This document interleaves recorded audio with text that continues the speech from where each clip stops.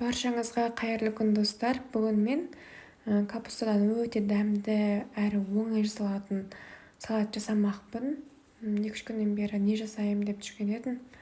Бүгін ойыма келді. Осындай өте дәмді салат жасаймын. Жолдасым келгенше түскі асқа осы салатты жасамақпын. Видеоны соңына дейін көріп, маған тіркеліп, лайк басып қоюды ұмытпаңыздар.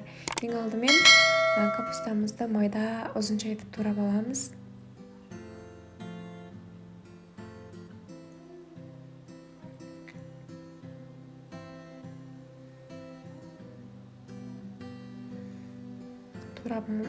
Турап алдық капустамызды. Одан кейін сәбізімізді теркадан өткіземіз.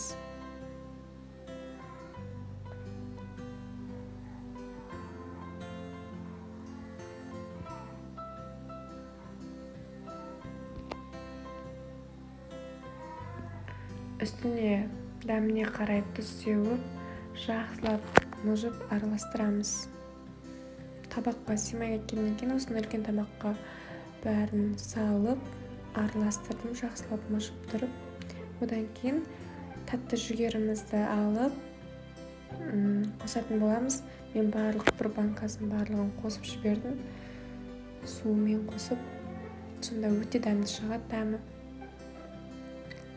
Сіздер де жасап көріңіздер.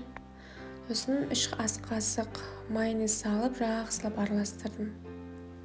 Осымен салатымыз дайын болады. Өте дәмді әрі тез дайындалады. Жолдасыма өте қатты ұнады. Сіздер де жасап көріңіздер. Керемет шығады. Достар, менің каналыма тіркеліп, лайк басып, өз ойларыңызды қалдырып кетуді ұмытпаңыздар, және де өз достарыңызбен бөлісуді ұмытпаңыздар. Соңына дейін көргендеріңізге рахмет.